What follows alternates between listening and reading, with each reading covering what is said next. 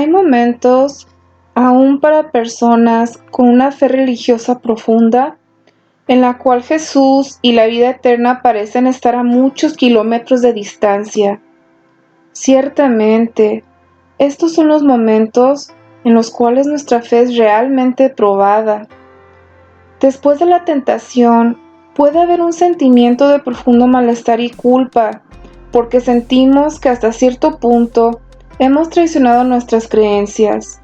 Sin embargo, vamos a recordar que estos momentos son normales, hasta el punto de que ellos son el resultado final de nuestra tristeza aquí en la tierra.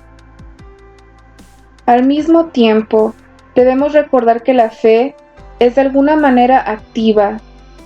Como una planta o una flor necesita luz, aire y agua, entonces tenemos que proveerla de estos elementos, de otra manera estará marchita. La luz, el aire y el agua de la vida espiritual son los sacramentos. Dios no es un objeto que una vez encontrado pueda poseerse complacientemente. Es más bien una persona que tiene que ser continuamente descubierta. Cuando creemos que lo hemos conseguido o resuelto el misterio, Él mismo se esconde de nuevo y se pone fuera de nuestro alcance. Dios es alguien que siempre debe ser buscado. ¡Ay de nosotros si dejamos de buscarlo!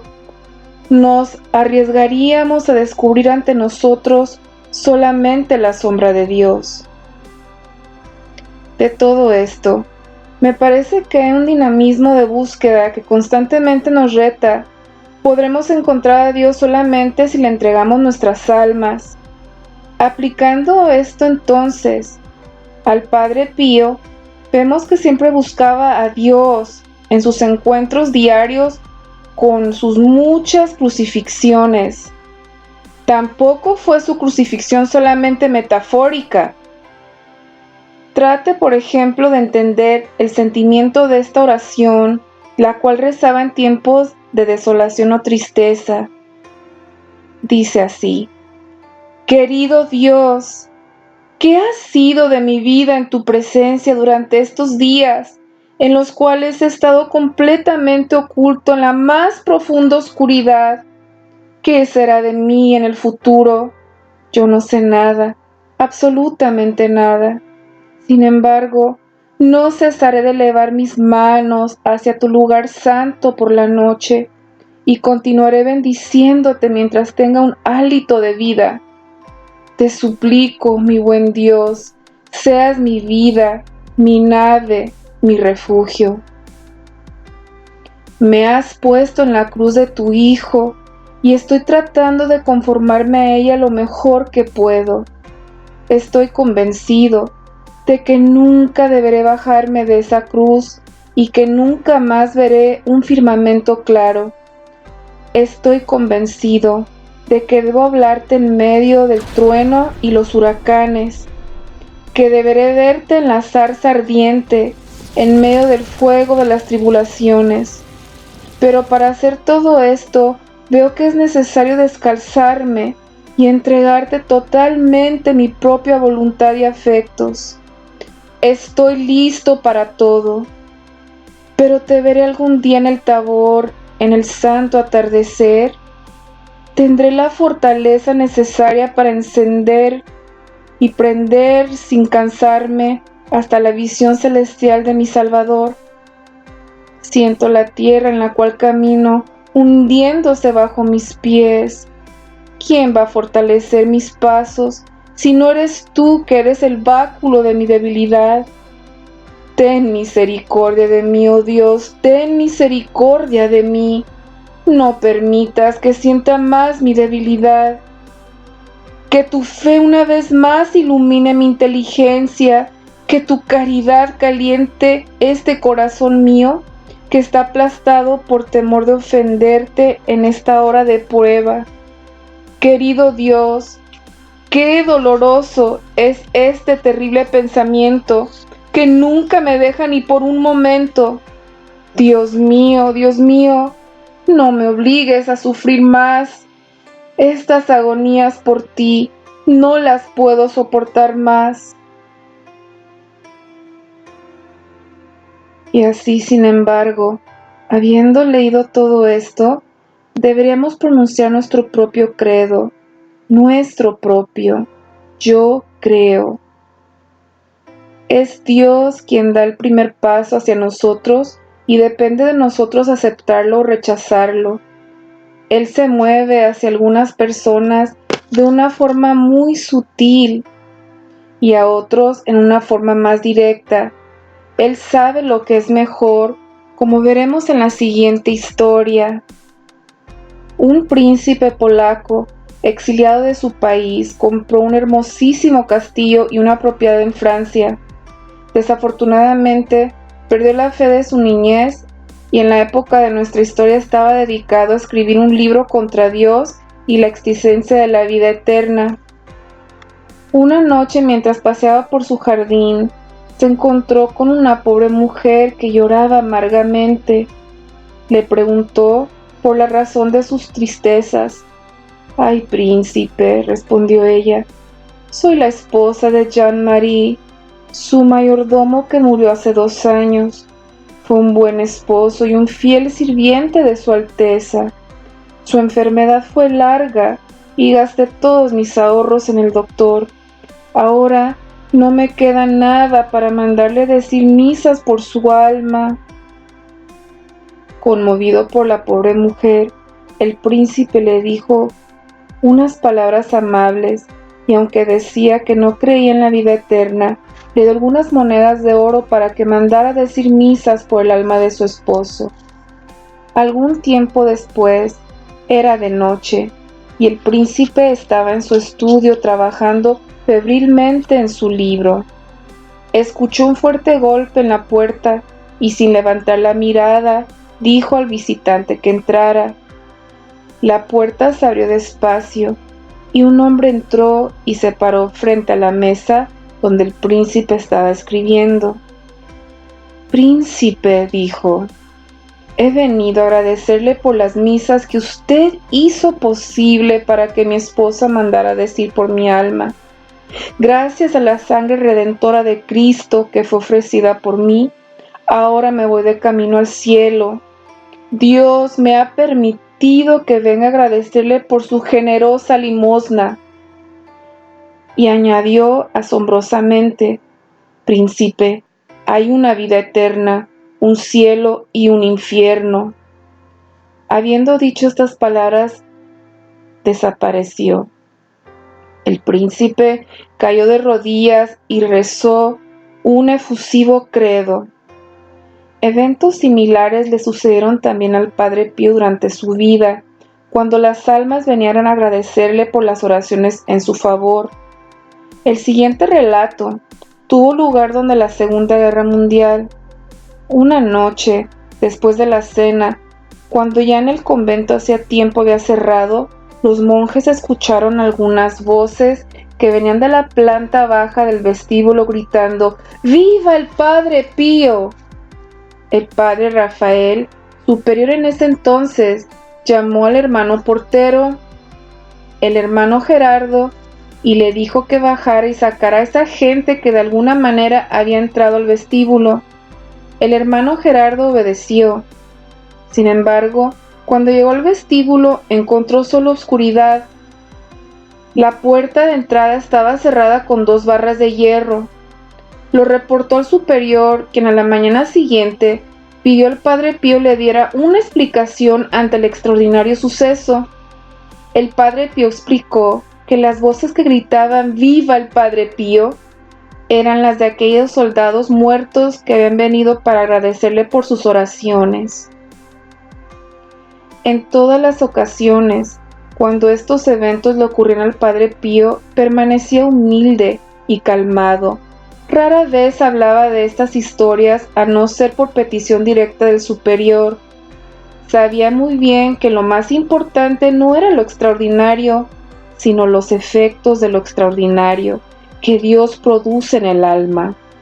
Estos eventos extraordinarios en nada lo exaltaban, más bien lo humillaban. No es necesario referir numerosos ejemplos de la humildad del Padre Pío para confirmar esto. Nada prestó particular importancia al don de los estigmas. Hasta deseaba que los signos externos desaparecieran, pero que los sufrimientos permanecieran. Se quejaba porque veía que había pocas almas que amaban sin interés personal. Sufría cada vez al verse a sí mismo tan indigno. Estas son las señales más claras de la acción de Dios en un alma. Son las que tenemos que examinar, y ellas tienen más peso que los eventos extraordinarios. Estas fueron a las que el Padre Pío prestó más atención. Quizás no sería prudente el pensar que el que esté escuchando todo esto esté firmemente convencido de la existencia del purgatorio. Hasta devotos católicos algunas veces encuentran dificultad a este respecto, y los protestantes con frecuencia piensan que el purgatorio es una superstición de parte de la Iglesia Católica. El mero hecho de que oremos por los difuntos presupone la existencia del purgatorio. No hay necesidad de orar por aquellos que están en el cielo. En cuanto a las almas en el infierno, están más allá de nuestra ayuda. Orar por los difuntos, entonces, presupone un estado a medio camino al cielo, y este es el estado de sufrimiento, pero sufrimiento temporal, un periodo de tiempo durante el cual el alma atormentada puede recibir alivio a través de la oración e intercesión de los vivos. Este tránsito hacia el cielo puede ser un lugar o simplemente un estado de expiación o arrepentimiento para aquellos cuyo ángel de la muerte ha llamado antes de que ellos hubieran podido hacer satisfacción completa de sus pecados en este mundo. La Iglesia no tiene información sobre el lugar donde se encuentra el purgatorio, ni la naturaleza exacta de sus penas, pero aparentemente no todo es dolor, sino también alegría, como nos lo dice Santa Catalina de Génova. No creo que sea posible encontrar una alegría comparable a la alegría de un alma en el purgatorio, excepto la alegría de los bienaventurados en el paraíso, una alegría que continúa aumentando día a día a medida que Dios fluye sobre el alma más y más. Él hace esto abundantemente cada vez que los obstáculos para la admisión de Dios en el alma son removidos. Ciertamente que sería mejor el no referirnos a ellas como las pobres almas. Ellas son tan ricas en amor, ricas en alegría, ricas en su esperanza del cielo y de la resurrección. Verdaderamente el alma entra en el noviciado del cielo con mucha gratitud. San Agustín, el más grande de los doctores de la Iglesia Católica, nos dice que para ser purificados de nuestras faltas, previamente a ser admitidos en el cielo, las almas después de la muerte son sometidas a un fuego más penetrante, más horrible y espantoso que cualquier cosa que podamos ver, sentir o concebir en esta vida. Aunque este fuego está destinado a limpiar y purificar el alma, añade, todavía es más agudo que cualquier cosa que nosotros posiblemente podamos soportar en la tierra. La existencia del purgatorio es tan cierta que ningún católico debería siquiera considerar alguna duda a este respecto. Desde los primeros días de la Iglesia se ha enseñado la existencia del purgatorio y se aceptó con indudable fe en todo lugar donde se predicó el Evangelio. La doctrina fue revelada en las Sagradas Escrituras y ha sido transmitida a nosotros por la tradición, enseñada por la infalibilidad de la Iglesia y aceptada por millones y millones de creyentes a través de los tiempos. El Concilio de Trento, entre los años 1545 a 1563, con respecto al purgatorio y el ofrecimiento de oraciones y buenas obras para el descanso de las almas que se encuentran en él, declara lo siguiente: ha sido establecido que la pena temporal debida a nuestros pecados tiene que pagarse en la tierra antes de la muerte o después de la muerte en el purgatorio, antes de que seamos admitidos para entrar en el reino celestial de Dios, el paraíso. Ha sido confirmado y declarado una vez más que aquellas almas detenidas en el purgatorio pueden ser ayudadas por los fieles a través de oraciones y sufragios, sobre todo por la Santa Misa. El reciente Concilio Vaticano II, aunque no fue un concilio dogmático, ni tampoco se suponía que lo fuera, trató y presentó la verdad con referencia al purgatorio y a las oraciones en favor de las almas que se encuentran ahí. Es verdad que este tema fue mencionado brevemente, pero con suficiente claridad. En Lumen Gentium, la constitución dogmática con referencia a la Iglesia, el concilio recuerda y representa esta verdad de la siguiente forma: hasta que el Señor vuelva con toda su gloria y los ángeles con él. Mateo 25:31. Y la muerte haya sido destruida y hasta que todo haya sido sometido a él. Primera de Corintios 15, versículos 26-27. Algunos de sus discípulos serán peregrinos en la tierra, otros que han dejado esta vida están purificándose, y otros gozando de la gloria, contemplando claramente a Dios, un Dios en tres divinas personas. Todos nosotros, sin embargo, en grados y formas diferentes, comulgamos del mismo amor de Dios con nuestro prójimo y cantamos el mismo himno al Señor. Todos, de hecho, tanto aquellos que están con Cristo en posesión del Espíritu Santo, forman una iglesia y están unidos a Él, como nos lo recuerdan en Efesios 4:16. Esta unión de aquellos que estamos todavía viviendo, como aquellos de nuestros hermanos que han muerto en la paz de Cristo, por lo tanto, no es interrumpida en lo más mínimo. Por el contrario, de acuerdo a la inagotable fe de la Iglesia, esta unión está consolidada por la alianza del bien espiritual. La presencia, por lo tanto, de las almas que han muerto en la paz de Cristo está expresamente presentada como una parte integral del cuerpo místico de Cristo, llamada la comunión de los santos.